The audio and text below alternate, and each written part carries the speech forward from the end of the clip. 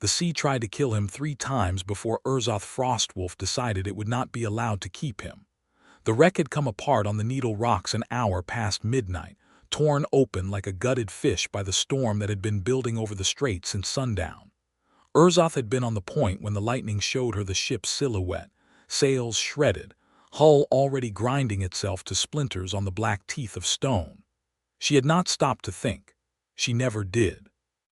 She had gone down the cliff path in the dark, barefoot on wet rock, and into water so cold it should have stopped her heart, and she had pulled 4 sailors out by their collars and their hair, and once by a fistful of a man's beard, hauling them through the surf to the narrow shingle beach below the point. The 5th man was tangled in the rigging when she found him, half inside the drowning hull, a spar pinning his leg and a wall of cargo netting wrapped around his chest like a fisherman's catch. She got 2 fingers into his collar and hauled, and for 1 heartbeat she had him. She felt the weight of him come free, and then the ship groaned and rolled, and a wave the size of a house slammed into them both, and the sea simply took him back, ripped him out of her grip like he had never been there at all. Urzoth did not scream. She did not waste breath on it. She dove. The 2nd time she found him, he was not moving. The netting had cinched tighter around his ribs, and his mouth was open and full of black water, and for 1 terrible instant she believed she had lost him for good, that she had come back down into this drowned wreck a 2nd time for a corpse. She pulled the seeks from her belt anyway, cut the netting away in 3 long strokes, wrenched the spar off his leg with a grunt that tore something in her shoulder, and dragged him up through a hole in the deck where the mast used to be. The storm was not finished with them. It threw her sideways into a broken rail, and she took the blow across her back rather than let it touch him, and then she was swimming, 1 arm locked around his chest, kicking for a beach she could no longer see through the rain and the spray and the dark. When her knees finally struck shingle, she did not let go of him. She dragged him clear of the tide line, turned him onto his side, and pounded the water out of his lungs with the flat of her palm until he coughed, retched and breathed. Actually breathed. She knelt over him in the freezing dark with her chest heaving and her silver hair plastered black against her skull. And she stayed there. Not for a moment, not for the length of time it might take to be sure a stranger would live, but for a long time after, long after the other 4 survivors had crawled up the beach on their own and were sitting shivering under an overturned dory, long after the worst of the storm had rolled on toward the mainland with her hand pressed flat against this man's chest, feeling his heart beat under her palm as if she needed proof of it. She would not, later, be able to explain to anyone, not to the villagers who found them at dawn, not to her own clan when they came asking, and least of all to him, why she had gone back into that wreck twice for 1 man when she had pulled 4 others out clean on the first try. She only knew that, when the sea took him from her hands the first time, something in her chest had gone taut and furious in a way it had not for the other 4, and she had followed that feeling down into the dark without asking it a single question. The sun came up gray and reluctant over Gull Rock, throwing long light across the tidal flats where the spit lay drowned beneath 6 feet of gray water, cutting the peninsula off from the mainland the way it did twice each day, faithful as a clock. It was old Tam Bellic who found them first, come down to the point at first light to see what the storm had thrown up, and what he found was an orc woman sitting on the wet shingle with a half-drowned stranger's head cradled in her lap, 4 other survivors huddled nearby, and the wreck of a merchant cog scattered across the Needle Rocks in 1,000 broken pieces. "Sweet gods," Tam said, and then, because he was an old fisherman and had seen orcs at a wary distance his whole life but never once sitting on a beach cradling a human like he was something precious, he said it again. "Sweet gods, woman, what are you?" "Cold," Urzoth said, which was true, and did not answer his real question at all. By mid-morning half of Gull Rock had come down to the point to see the wreck and the survivors, and to stare, not without suspicion, at the orc who had apparently pulled all 5 men from the sea with her bare hands. Urzoth stood at the edge of the crowd with her wet leathers steaming faintly in the weak sun, her arms crossed, her jaw set, watching the man she had gone back for twice being carried up toward the village on a hurdle by two fishermen. He had not woken again since the beach. She did not go with them. She told herself she had no reason to. She went back anyway, before the tide cut the spit off for the evening, standing at the edge of the village common in the fading light, arms still crossed, refusing to come closer to the low stone cottages where lamplight was starting to glow behind shuttered windows, and refusing to leave either. Elder Bram Whitlock found her there. He was a narrow, gray-bearded man who had buried 3 wives to the fever and 2 sons to the sea, and he did not trust orcs any further than he could throw one, which by his own account was not far. "You did the village a service," he said, in the flat tone of a man delivering an unwelcome debt. "4 men owe you their lives. We're grateful. I did not do it for gratitude." "No," Bram said, looking her over with the particular narrowness of a man cataloging a threat. "I don't suppose you did." "What do you want, then? Coin? We've little enough of that. Salvage rights to the wreck." Urzoth's eyes moved past him, up the muddy track toward the miller's cottage where the 5th man had been carried, where a thin thread of lamp smoke was rising into the darkening sky. "I want to know if he wakes," she said.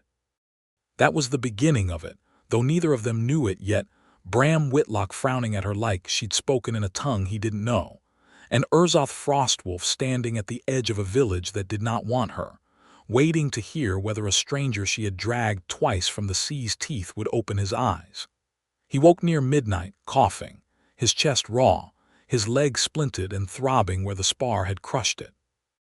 The cottage around him was small and smelled of tallow and grain dust, and there was an old woman Murrin Coop, the miller's aunt, who had nursed half the village through one ailment or another, dozing in a chair by the hearth. He tried to sit up and could not, and the sound he made brought Murrin awake with a snort. "Well," she said, peering at him in the low light. "Back among the living, are you? You've the orc woman to thank for that. Twice over, they say. Pulled you out, lost you to a wave, went back in and pulled you out again. Never seen the like. Orc woman," he repeated, his voice a wrecked whisper. "Frostwolf, she calls herself. Lives out on the point in a driftwood hut, has done for years. Wrecker's wife, some call her, though she's never taken a husband that anyone's seen, and she saved more sailors off that coast than she's ever taken coin from, whatever the gossips say." Murrin studied him with the frank curiosity of a woman who had midwifed most of the parish's scandals. "What's your name, then, lad?" "Silas," he managed. "Silas Archer." "Well, Silas Archer, you're in my nephew's mill house, and you'll be staying a while by the look of that leg. Lucky the wheel's not turning tonight, or you'd never have slept through the racket." She rose, stretching her back.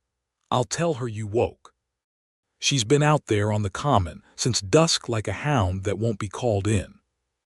She was there in the doorway before Silas had even worked out what to say, ducking her head under the low lintel, filling the small room with a presence that seemed too large for it. Not only her height, though she stood a full head taller than any man in the village, but something in the way she held herself, coiled and watchful, like a woman who had spent her whole life ready to be told she wasn't welcome, and had stopped waiting for permission before she came in anyway. She was, Silas thought dazedly, the single most striking creature he had ever laid eyes on. Her skin was a deep mossy green, weathered by salt and sun, stretched over a frame built for hard work and harder fighting, broad shoulders, a strong jaw, 2 small ivory tusks that pressed just past her lower lip. Her hair was a startling silver white, near enough to match the frost her clan name claimed, braided back tight from a face with high cheekbones, and eyes the pale green of sea glass. Eyes that were fixed on him now with an intensity that made his battered chest feel tighter than the bruises could account for. She wore fitted sealskin leathers, a sleeveless jerkin lay snug over a dark woolen tunic, trousers tucked into high boots scarred with salt and use, and over one shoulder a mantle of gray wolf fur pinned with a bone clasp. Even soaked and travel-worn, she looked less like a woman who had crawled out of a shipwreck and more like one the sea itself had been reluctant to let go of. "You are awake," she said. It was not quite a question. "Thanks to you," Silas said. "Twice, they tell me." Something flickered across her face, not quite discomfort, but close to it, a warrior's wariness at being asked to account for something she had not examined herself. "The sea took you back the first time," she said simply. "I did not care for that." Why? It was a foolish question, maybe, coming from a man who could barely lift his head off the pillow, but he asked it anyway because something about the way she'd said it, "I did not care for that," as if the sea had personally offended her, made him want to know. Urzoth's jaw tightened. Her eyes moved away from his, to the small window, to the dark shapes of the mill wheel outside, silent and still against the night. "Rest," she said, instead of answering. "Your leg will need the splint a month at least, longer if you're a fool and try to walk on it early." And then, before he could ask again, she was gone, ducking back out into the dark, leaving Murrin to raise her eyebrows at the closed door and mutter something about orcs and their moods that Silas was too tired to catch. She came back the next day, and the one after that, always at dusk, always standing a little too straight in the doorway as if daring someone to tell her to leave, and always with some excuse. She had brought a poultice of seaweed and comfrey for the leg.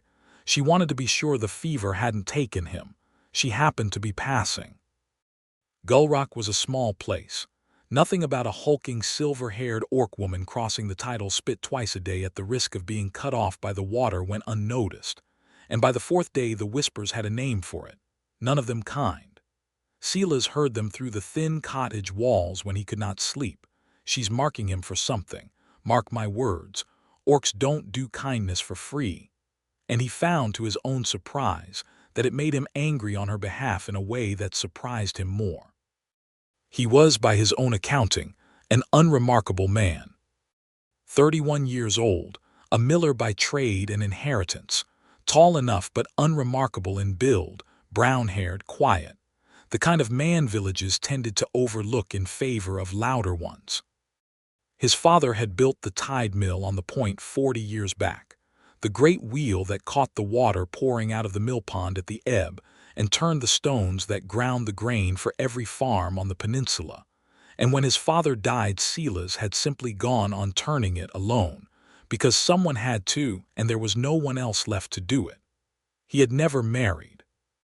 There had been a woman once, Nessa Toller, who had looked at his quiet hands and his mill dust, and decided a fisherman with a boat and a louder laugh suited her better. And Silas had let her go without much of a fight because he had never quite believed he was owed a fight to keep her. He had gotten used to being the man the village needed for its grain and forgot about for everything else. He was not used to being looked at the way Urzoth Frostwolf looked at him, like something worth the sea's trouble. By the second week, when the fever had broken and the swelling in his leg had gone down enough that he could sit up properly, propped against the cottage wall with the shutters open to let in the salt wind, he asked her outright. "Everyone wants to know why you went back twice," he said. "I want to know too. You don't have to tell them. I think you should tell me." Urzoth was sitting on the low stool by the hearth, where she had taken to sitting most evenings now, her long legs stretched toward the fire, turning a whetstone over and over in her hands without actually using it. She did not answer at once. The fire popped. Outside, the tide was coming in, and somewhere down the shore a gull screamed at something only it could see. "There is an old belief among my clan," she said finally, slowly, as if she were choosing each word off a shelf and inspecting it before she set it down, "that when the sea gives a thing back after it has already been claimed, that thing is owed to whoever refused to let it go. Is that what I am? A thing you're owed? I do not know what you are."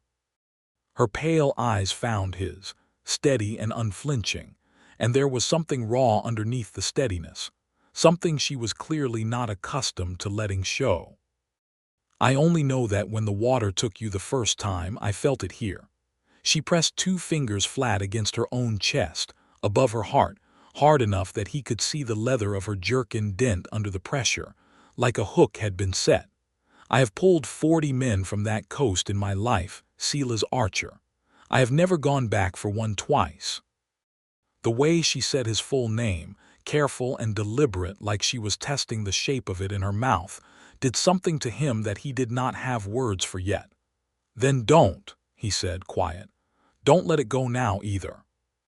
Something like a smile, not quite but close, a softening at the corner of her mouth that on any other face might have been called shy, passed over her before she caught it and put it away. "You are very forward for a man who cannot yet stand on his own leg.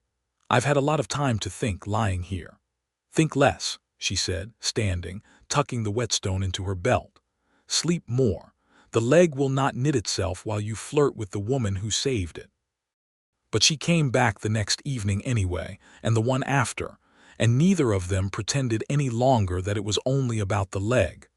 The trouble started, as trouble in Gull Rock so often did, with the tide.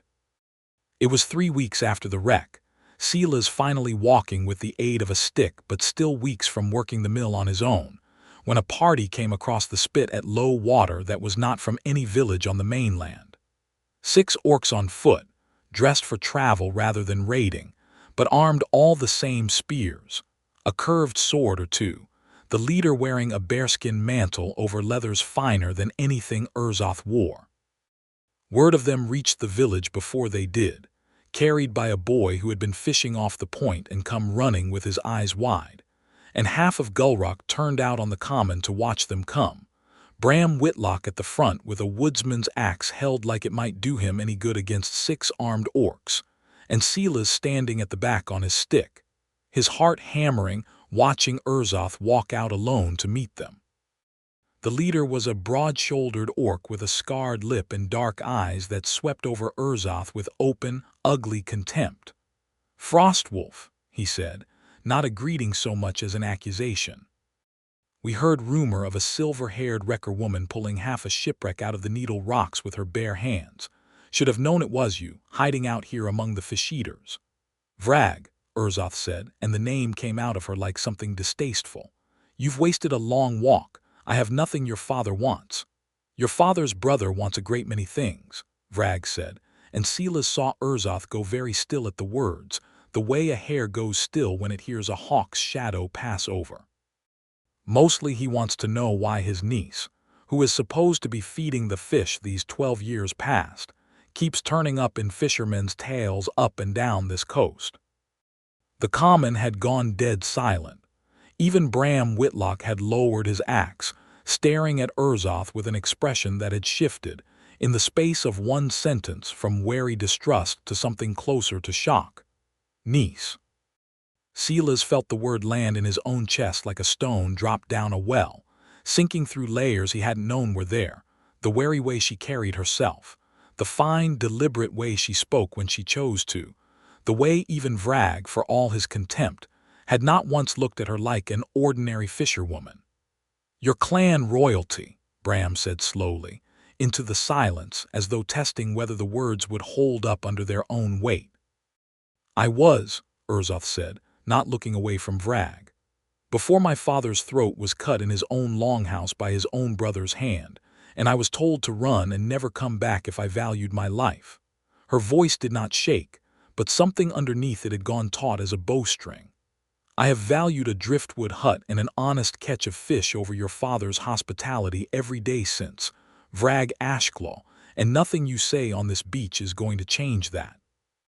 Vrag's eyes slid past her to Silas, standing on his stick at the edge of the crowd, and something in the orc's scarred face curled with contempt.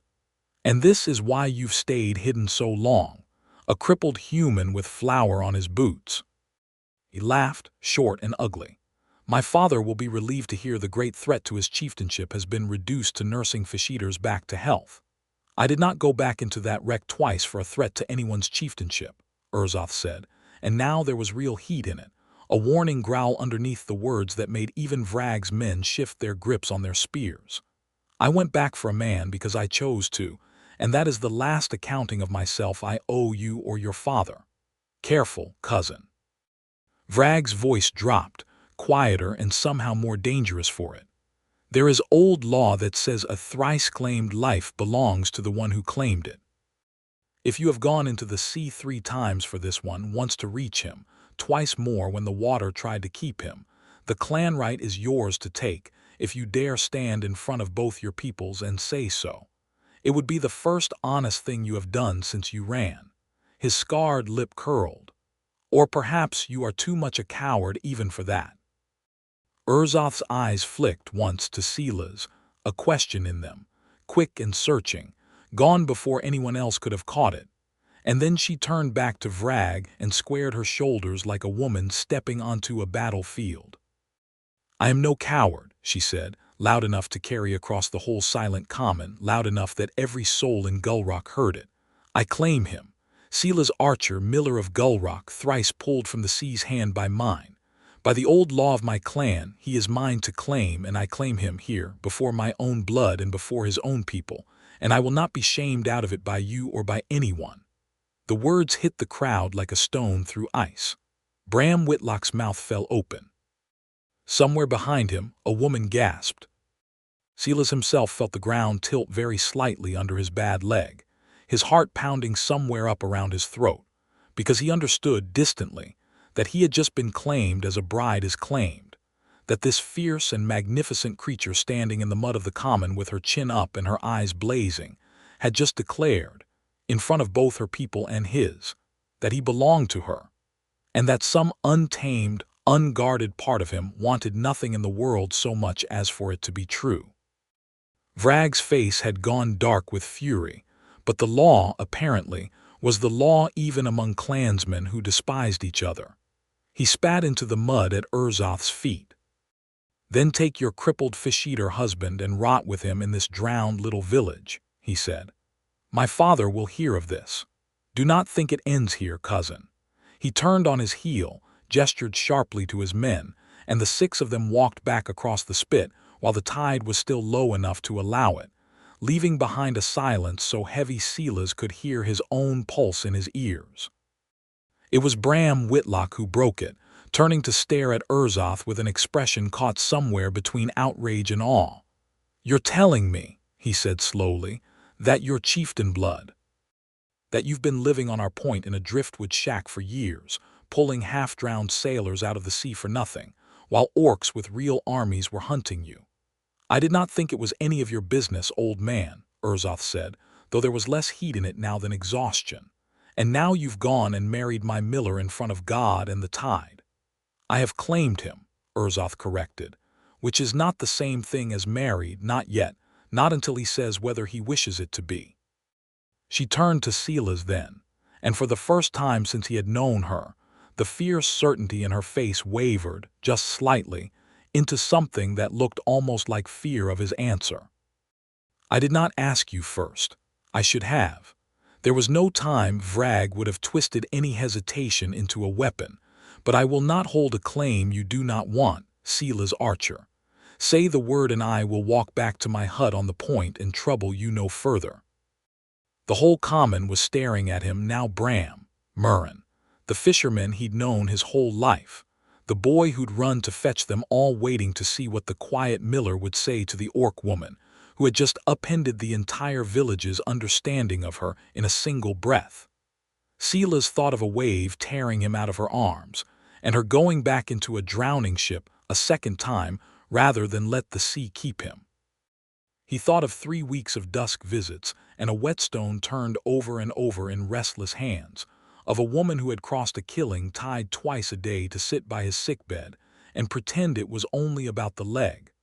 "I want it," he said, and his voice came out steadier than he expected. "I've never been chosen for anything in my life, Urzoth Frostwolf. I'm not fool enough to argue with the first time it's happened." Something in her face broke open then, relief so raw it looked almost like pain, and she crossed the space between them in 3 long strides and did not stop until her hand was cupping his jaw, gentle despite the strength in it, her thumb brushing along his cheekbone like she was memorizing the shape of him. "Then it is done," she said, low only for him, though half the common could probably still hear it. "You are mine, miller, and I do not give up what is mine." She kissed him then in front of the whole staring village, quick and fierce and entirely unapologetic, and Silas Archer, who had spent his whole life being the man nobody fought to keep, kissed her back with both hands, forgetting his stick entirely, and did not care one bit who was watching. The weeks that followed were not simple ones, but they were, Silas thought, the first weeks of his life that had ever felt like they belonged to him instead of just passing through him. Urzoth moved her few belongings from the driftwood hut on the point into the mill house without ceremony, the same night as the claiming: a sealskin roll of clothes, a whetstone, a curved boarding axe she kept close to hand even in sleep, and a small carved wolf's tooth pendant she would not explain, and Silas did not press her on. The village took a good deal longer to adjust than she did. There were mutters at first about an orc woman living under a gull rock roof unwed by any human right, about what it meant for the peninsula to have chieftain blood and clan politics sitting suddenly in their midst, about whether Vrag Ashclaw's father would come for her with more than 6 men next time. Bram Whitlock, to his credit, said little of it aloud after that first day on the common, though Silas caught him more than once studying Urzoth with the wary respect of a man revising an old opinion against his will. The survivors she had pulled from the wreck did more good for her standing than any argument could have. They told and retold the story in the tavern by the harbor, how she'd gone under 3 times, how she'd hauled a spar off a trapped man with her bare hands, how she'd sat over him on the freezing shingle pounding the water from his lungs long after any sane person would have given him up for dead, until the story took on the shine of legend, and children began following her down to the shore at low tide, half terrified and half delighted, to ask her to show them how far out she could swim. Silas's leg mended slowly through the early spring, and Urzoth put her strength to use in ways the village had not expected from a claimed bride. She helped him haul sacks of grain he could not yet lift himself. She learned, with the same fierce focus she seemed to bring to everything, how the sluice gates worked, how the mill pond filled on the flood tide and was held back until the ebb, when the gates opened and sent the trapped water roaring down the race to turn the great wheel. She teased him, the first time she watched the wheel groan into motion, that it was the ugliest, loudest creature she had ever seen, and he told her that it was the reason the whole peninsula had bred through the winter, and she looked at him with an expression he could not quite name, something like reassessment, like she was seeing the quiet miller anew, a man whose unglamorous, unloved work kept an entire village alive the way her own strength kept sailors alive at sea. "You are not so unremarkable as you think you are, Silas Archer," she told him one evening, sitting on the mill pond wall with her boots kicked off and her bare feet in the cool water, watching him check the gears by lantern light. "Every farm on this spit eats because you turn that wheel, storm, season, or fair. I have met chieftains who did less for their people than you do without ever once being thanked for it." "Nobody's ever put it that way to me before," Silas admitted. "Then everyone before me was a fool," she said simply, and pulled him down beside her by the front of his shirt to kiss him again, unhurried this time without an audience, and it was in that slow, deliberate kiss, her hand fisted gentle but sure in his collar, her mouth soft against his despite the strength coiled in every other part of her, that Silas understood he was no longer merely claimed. He was wanted. There was a difference, and she made him feel the whole of it. Not everyone in the village accepted the arrangement so gracefully. Nessa Toller, the fisherman's wife who had once decided Silas's quiet mill life suited her less than a louder man's boat, took to finding excuses to linger near the mill of an afternoon, remarking a little too loudly to her friends about how strange it was, an orc taking a human husband, wondering aloud whether it was really love or only some clan custom being satisfied through him. Urzoth said nothing to Nessa's face the first 2 times. The third time, when Nessa made a point of touching Silas's arm while asking after his health in a voice like honeyed vinegar, Urzoth crossed the mill yard in 4 strides, set herself directly between them with the unhurried, immovable weight of a woman planting a flag, and looked down at Nessa with an expression that was not quite hostile but left no room for argument either. "He is mine," she said, pleasant as still water over a riptide. "Ask after his health from a proper distance, and I will answer any question about him you like. Touch him again, and I will answer differently. Nessa went pale and found somewhere else to be. Silas, watching from the mill door, felt a hot, unfamiliar satisfaction settle in his chest, not at Nessa's discomfort, but at the plain fact that Urzoth Frostwolf, who could have any warrior in her own clan, and had chosen instead to stand possessively over an ordinary miller in front of the whole village, considered him worth defending that fiercely. He had spent his whole life being the man nobody fought over. He found he did not mind in the least being fought over now. "You didn't have to do that," he said later, half teasing, as she sat cleaning her boarding axe by the hearth with the same care most women gave to needlework. "I know I did not have to." She did not look up from the axe. "I wanted to. There is a difference, and I would think a miller's son would understand the difference between a wheel that must turn and one that turns because it wants to." He crossed the room and knelt in front of her stool, taking the axe gently from her hands and setting it aside. And when she looked at him in mild surprise, he took her face in both his hands instead, a small man's hands against her broad jaw, and yet she went still and pliant under the touch like it was the only thing in the world she wanted. "I want you jealous," he admitted, low. "I've never had anyone jealous over me in my life. It's a poor thing to admit, maybe, but there it is." "Then I will oblige you," Urzoth said, and there was real warmth in it now, real affection under the fierce pride. "As often as fools like Nessa Toller give me cause." He kissed her that time, and it was neither quick nor careful.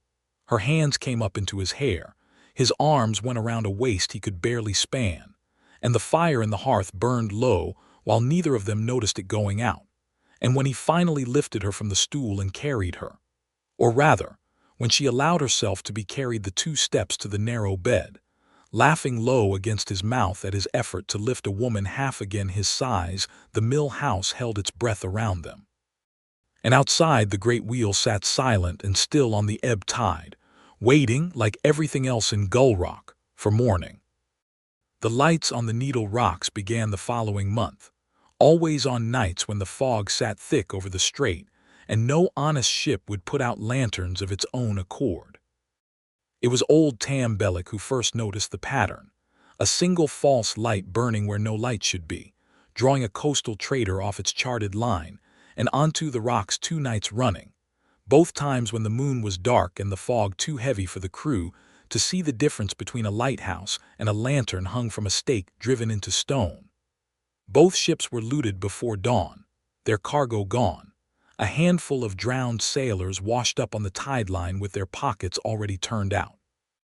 It was not storm and misfortune doing the wrecking on Gullrock's coast. Urzoth realized with cold fury the second time she waded out to drag a body from the surf and found the man's purse already cut away. "Wreckers," she told Silas that night, pacing the mill house floor with her axe already in hand, as if the enemy might appear in the doorway at any moment. "False lights to lure ships onto the rocks, then stripped before the tide can carry them off. This is not chance. This is a trade and a well-practiced one." "Vrag," Silas said, watching her pace, and saw the name land true the moment he spoke it. "He would not soil his own hands with it," Urzoth said slowly, thinking it through even as she spoke. "But his father's coin could easily be behind men willing to. It would explain a great deal. Why a wreck happened so close to Gull Rock the very week I had made myself impossible to ignore. Perhaps my ship was never meant to be a rescue at all. Perhaps I was meant to find you drowned, Silas Archer, one more nameless sailor among the debris, and never know there had been anything worth going back for." The thought settled over the small room like a shadow. Silas reached for her hand where it had stilled on the axe haft, and after a moment the tension went out of her fingers and she let him take it. "Then we stop them," he said simply, "before they wreck another ship, before they hurt anyone else." "We," Urzoth repeated, something like wonder in the word, as though she had expected to be told to stay behind and had braced for the insult of it. "You didn't think I'd let you fight this alone," Silas said. "I may not swing an axe like you do, but I know this coast better than any orc who spent his life in a hide tent up the shore. I know where the tide runs fast and where it doesn't. That's worth something." "It is worth a great deal," Urzoth said, and there was real gratitude in it, the particular gratitude of a woman used to being strong enough that no one thought to offer her help, finding it offered anyway. They set watches after that turns on the point through the darkest nights, the mill's own high window giving a clear line of sight down to the Needle Rocks. It was 3 weeks before the fog rolled in thick enough for the wreckers to try again. And this time, Urzoth and Silas were waiting on the point with a lantern of their own, ready to signal any approaching ship away from the false light the moment it appeared. And a scattering of village men Bram Whitlock had finally, grudgingly, agreed to arm and post along the shingle after Urzoth laid the whole scheme out to him in the tavern with a bluntness that left no room for his old suspicions.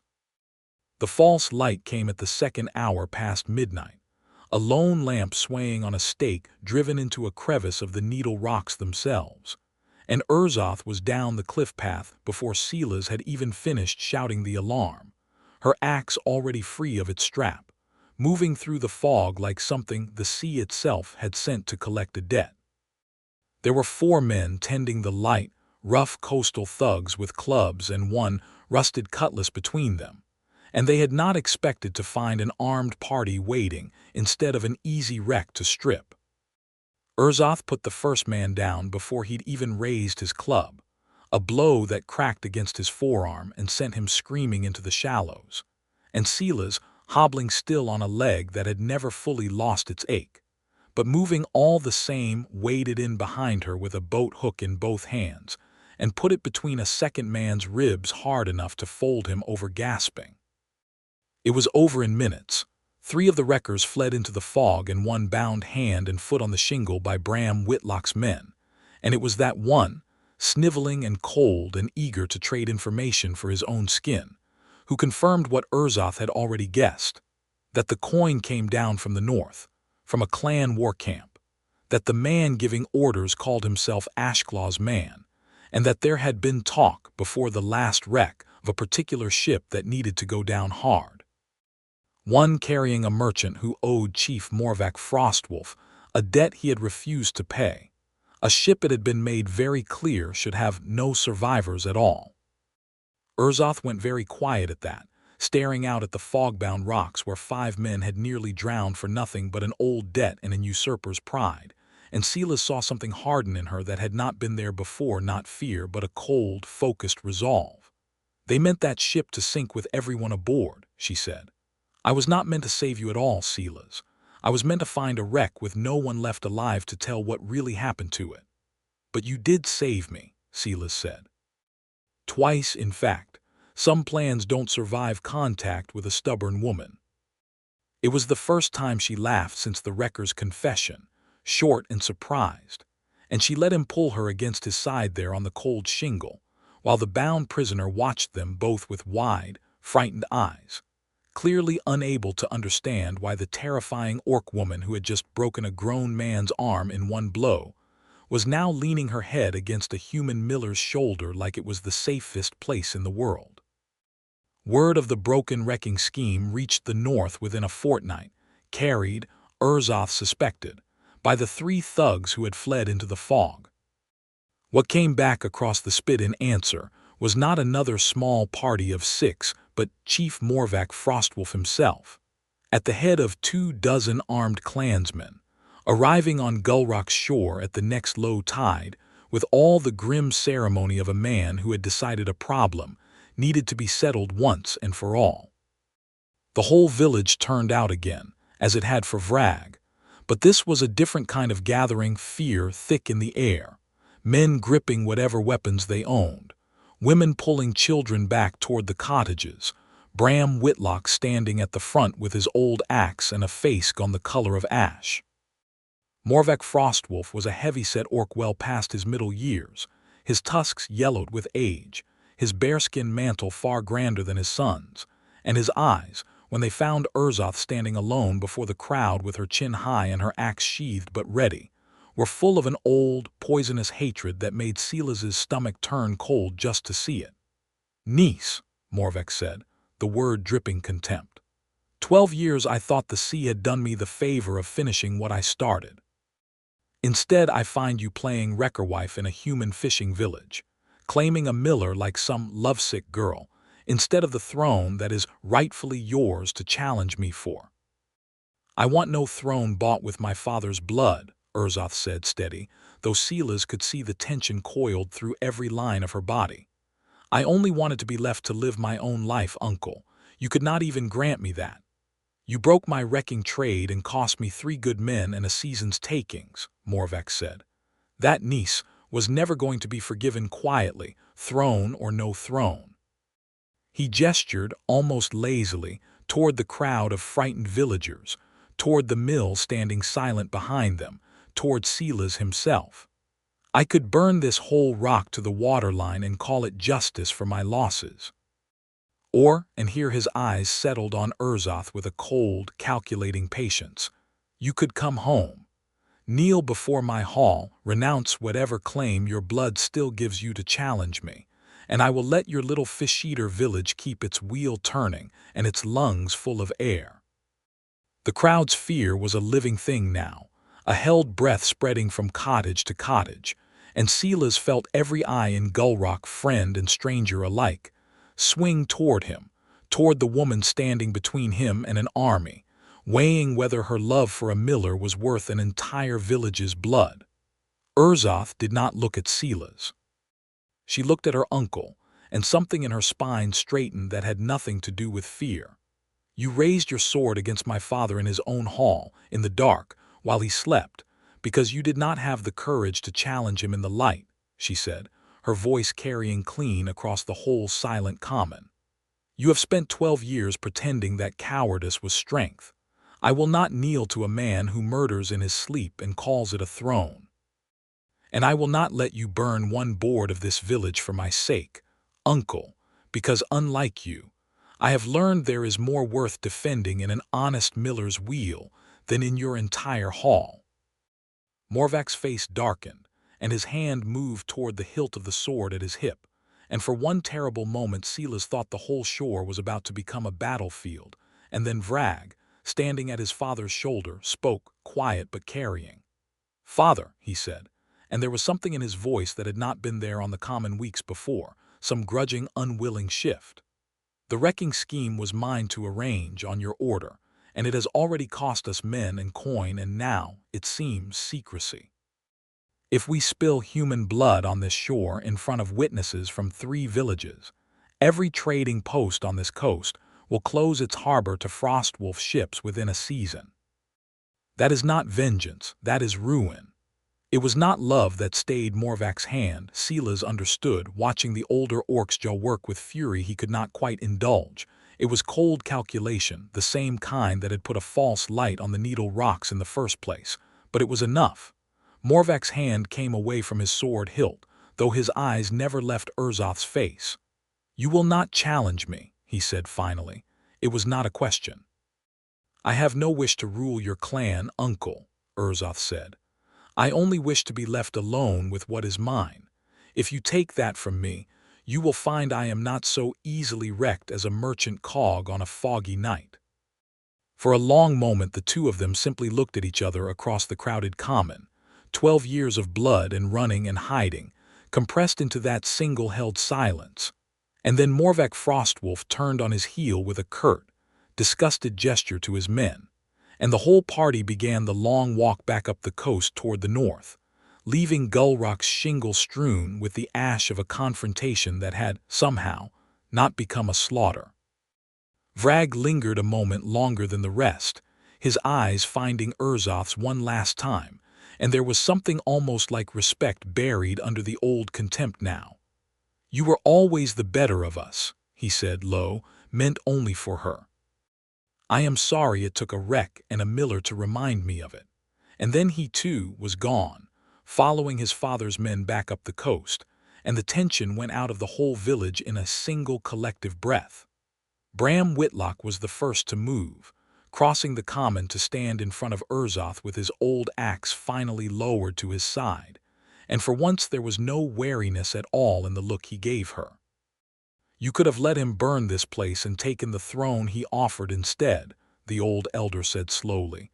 Any sane orc would have. I am not interested in being sane, Elder Whitlock, Urzoth said. I am interested in being honest. There is a difference, and I have found it costs a great deal less blood.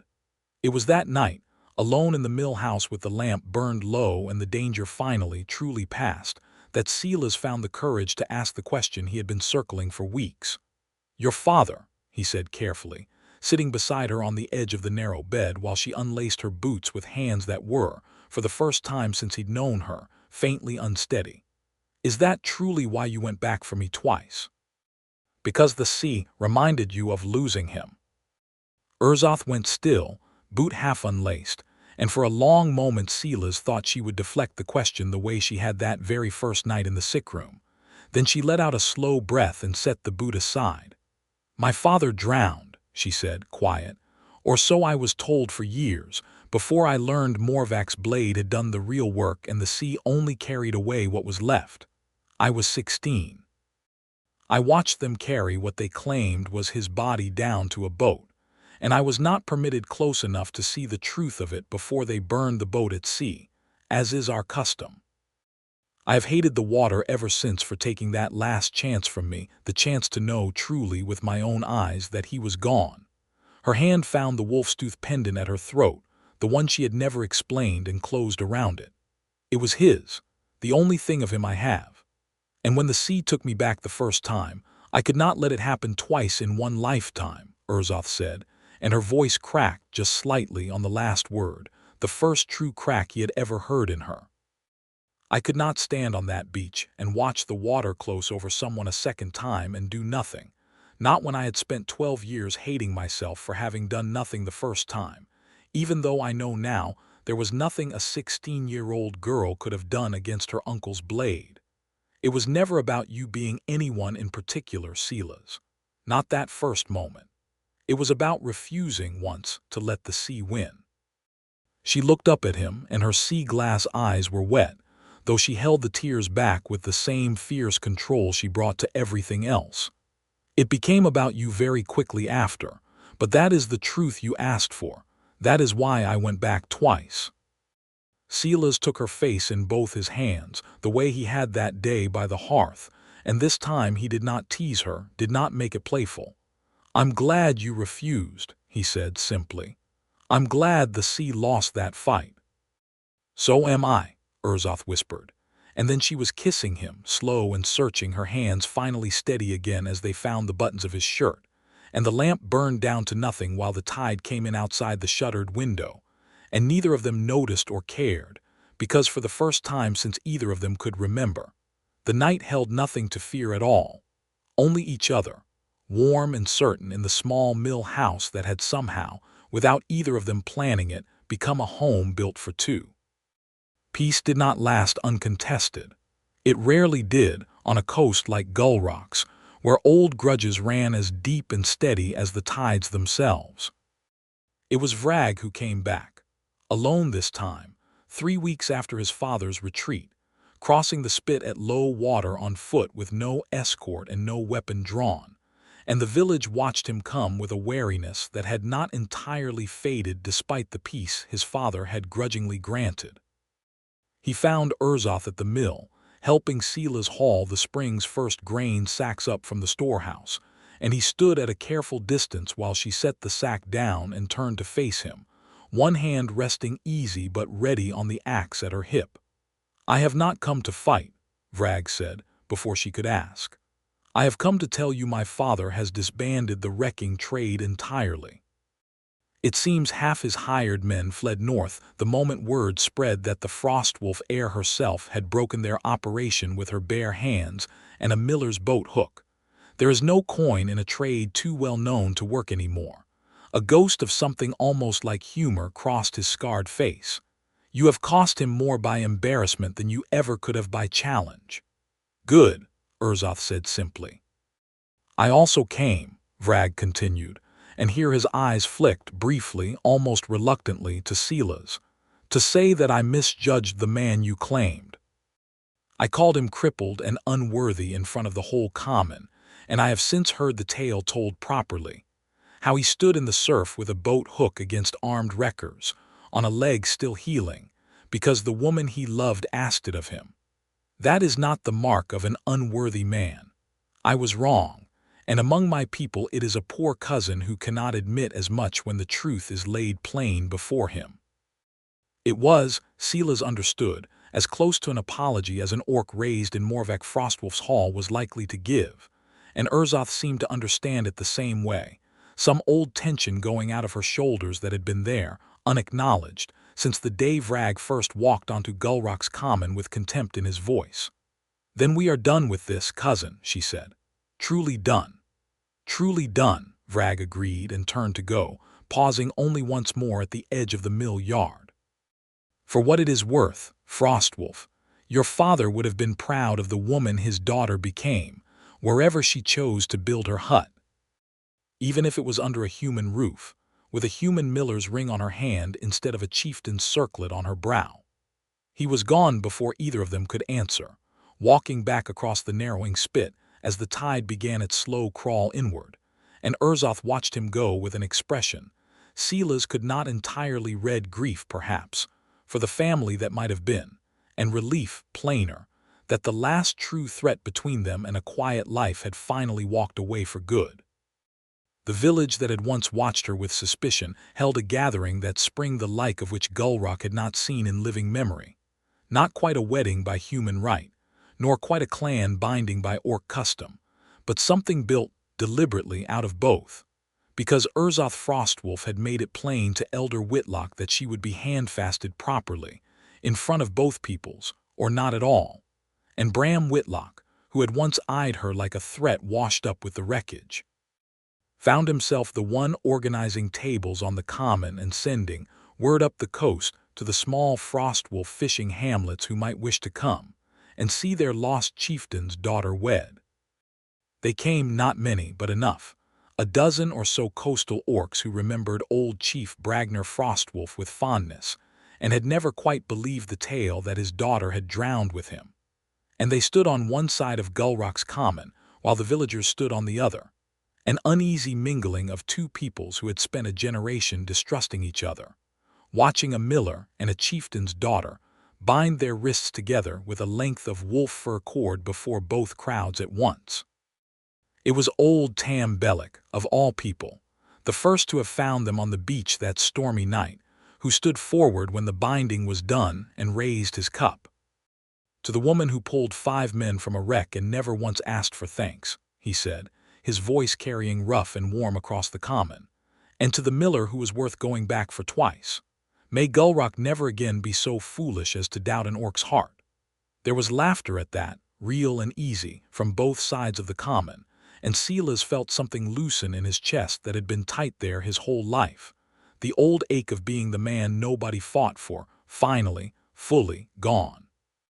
It was Bram Whitlock, unexpectedly, who spoke last, clearing his throat in the way of a man unused to admitting fault in front of an audience. "I called you a threat the morning you dragged 5 men out of the sea," he said to Urzoth gruff. "I was wrong. I have been wrong about a great many things concerning your people, and I am man enough now to say it plain in front of my own village and yours. Gulrock owes you a debt it can never fully repay, Urzoth Frostwolf. Miller's wife or chieftain's daughter, you will always have a place on this shore." "Then I accept it gladly, Elder," Urzoth said, "on one condition, that the next ship wrecked on your rocks by honest storm rather than dishonest greed finds this village as ready to pull its sailors from the surf as I was to pull yours." "Done," Bram said, and meant it. And then, because the whole gathered common human and orc alike, the very people who had once, in their different ways, tried to keep the two of them apart, was watching, waiting, wanting the story to end the way every good story on that coast ended, with a kiss to seal a bond too stubborn to be broken by tide or throne or old prejudice. Silas Archer reached up, cupped the face of the woman who had gone back twice into a drowning wreck rather than let the sea keep him, and kissed her. Unhurried and unashamed, in front of Bram Whitlock and Tam Bellic and Nessa Toller, and Vrag Frostwolf's cousins from the north, and every soul on that windswept spit of rock who had ever doubted that an orc, woman and a human miller could build something as steady and enduring as the tide itself. Urzoth kissed him back the way she did everything fully, fiercely, without apology, and when they finally broke apart, her forehead resting against his, her hand still bound to his by wolf fur cord, she said, low enough that it was meant only for him even with the whole common cheering around them, "I would go back into that wreck 100 times over, Silas Archer, if it meant finding my way to this." "You won't have to," Silas said. "I'm not going anywhere the sea can reach without you beside me." The great mill wheel turned steady on the ebb tide that evening, grinding grain the way it had for 40 years, the way it would for 40 more. And down on the common, the fires burned late into the night while two peoples who had spent a generation distrusting each other danced and drank and told, again and again, the story of the orc woman who wouldn't say why she went back twice. Though by then, of course, everyone on that windswept peninsula finally knew.